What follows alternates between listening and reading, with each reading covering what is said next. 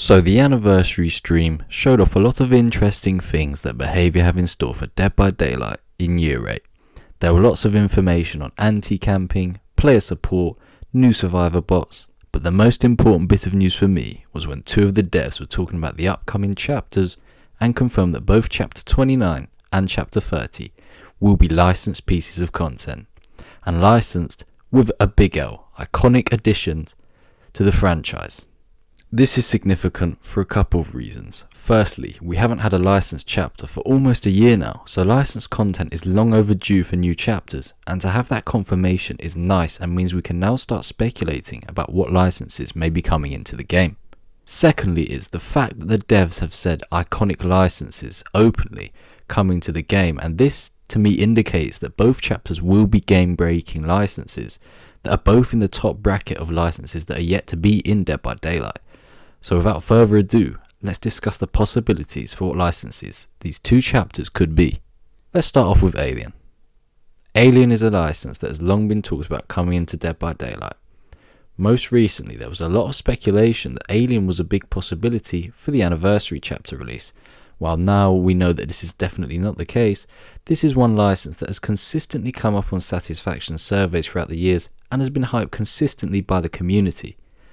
Alien for me is going to be one of these two licenses that come into Dead by Daylight before the end of the year. I think that Alien is probably one of these two confirmed pieces of licensed contents that we're going to get. Because basically there's just too much sort of noise and it makes too much sense. I mean, you have the license manager at Disney who has shown interest in a collaboration through some sort of cryptic little tweets and suggestive tweets in response to asking about Dead by Daylight. It's a hype license that's been wanted by the community for a while, and it's also an iconic license as well, so it fits the bill of what the devs have insinuated for what's coming into the game. And we know that Behaviour themselves want this license because it has been on surveys in the past, so it's obviously of interest into them and they can see it fitting into Dead by Daylight as a game as a whole. All of these reasons and factors just make too much sense for me for the license not to come into the game in the near future. And if I had to bet on it now, Alien would be my front runner to come to Dead by Daylight as Chapter 29. However, my only doubt about Alien and being Chapter 29 really at this moment is whether Behaviour would want 3 sci-fi chapters in a row. Maybe that would be sort of too stale, too similar content style for them, but I just think that the license is too big of value and they would dismiss that and bring Alien forward as a Chapter 29, but let's wait and see. But for now, definitely the front runner for me to come into the game as Chapter 29 is Alien. Now, the second realistic possibility that I can think of when it comes to a big license being Chapter 29 is Friday the 13th, and Jason Voorhees coming into Dead by Daylight finally and completing the list of horror icons in Dead by Daylight for Behaviour. Now, we all know about Behaviour's desire to get Jason Voorhees in the past. They've made no secret of that in the past. I mean, Matthew Cote has been quoted saying that Jason will always have a long-standing invitation into the game, but it was not possible in the past due to the license holders, being split between 2 different peoples, 2 different companies, and obviously there was a legal dispute about this, which has now been settled. So with that now being settled, the rights to Jason are actually far more obtainable than they have been, and now Jason is a legitimate possibility now to come into the game because now Behaviour can actually negotiate for Jason, whereas before they couldn't, but now they can negotiate for him. However, with Jason, I can't really see him being a Chapter 30 candidate, because Chapter 30, as we know, is going to be a paragraph and is just a killer. And with Jason, the size of this license, Jason would have to come with a map and a survivor for me, otherwise it would just be wasted potential and it would be a complete waste of Jason in Dead by Daylight. The license is too big to come in as just a killer, as just Jason Voorhees. He's too big just to come in on his own, so I just don't see that being Chapter 30, which is why I think is only realistic for Chapter 29. I mean, this is arguably the biggest license apart from maybe Myers and a couple others maybe that I'm forgetting, so it can't be being given a paragraph to come into the game. So in my opinion, I think that this Chapter 29 is probably between Alien and Jason to come into the game at this moment, because as we know, it will be an iconic license. Both licenses fit that bill.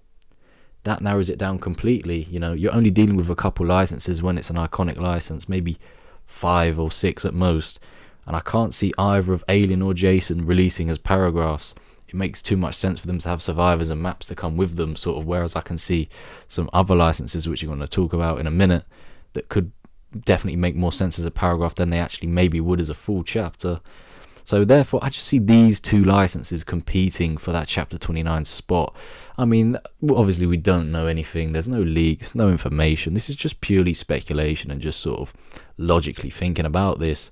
But I would say that it is between Alien and Jason for this chapter 29 spot, with Alien having the sort of favoritism, in my personal opinion, of coming into the game over Jason. But Jason is now definitely a realistic possibility for chapter 29, maybe even chapter 30 if they want to release him as a paragraph, but I just can't see them doing it personally.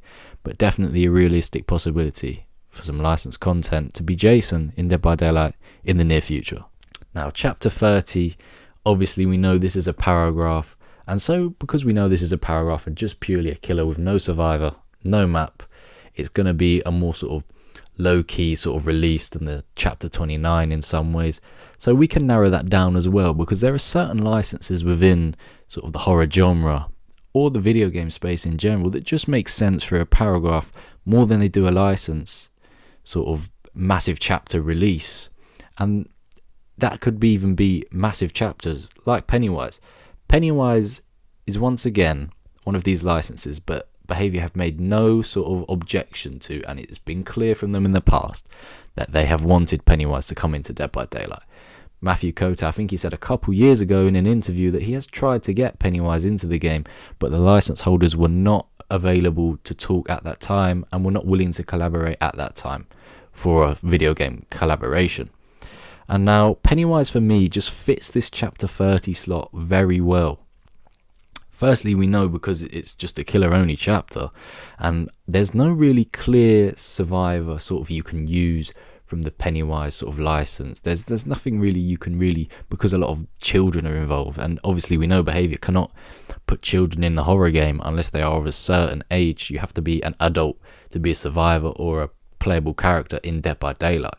So for that reason, it makes sense, because we know there's no survivor and there's no sort of realistic survivor that you can really include from Pennywise. So that's why that makes sense for me in that aspect. It's also a massive license. Pennywise is a huge license, instantly recognizable in the horror space. You know, many people have watched it, I'm sure. So Pennywise is instantly recognizable, would draw a lot of hype. And as we know, both licenses are iconic franchises to come into Dead by Daylight. That's what they're indicating to us through that dev stream and that sort of little quote and video clip. So iconic license, Pennywise is an iconic license, makes sense without a survivor, makes sense in the aspect of a paragraph, but it's also one of these licenses that isn't too big that you have to release it as like a full chapter with loads and loads of hype like that, like with Jason, whereas obviously Jason is sort of too big to come as a paragraph. I don't think Pennywise is, so that's why this makes a lot of sense for me in this aspect. But all the only sort of question marks about Pennywise for me is because this would make loads of sense, and this probably would be the front runner for chapter 30 if it weren't for the fact that we don't know the license holder's position on actually renting out the content. I mean, if they weren't available to rent it out in a couple years ago, 2018 or whenever it was, what would make them change their mind now that they'd want some exposure in a video game sense? That's the only thing that makes me sort of question why would Pennywise be coming into the game, and makes me doubt it a little bit, because you're not going to change your mind just suddenly without any sort of motive or reason to. And I don't really see a lot of action going on with the Pennywise license in general, so that makes me think that the position's probably still the same as it was. But if we're talking about big licenses that make sense for a paragraph, Pennywise is right up there, and it'll be interesting to see whether we get some information or leaks in the next coming months about this. Now, on to the favourite for me personally for this chapter 30 slot, and that has to be FNAF. Springtrap, I finally think, will be coming into Dead by Daylight. And while this is just my opinion, this is a logical point of view from me, because I have looked at the sort of the reasons why and against why FNAF is finally ready to come into Dead by Daylight, and it just makes too much sense to me. Sort of how Alien makes too much sense to me.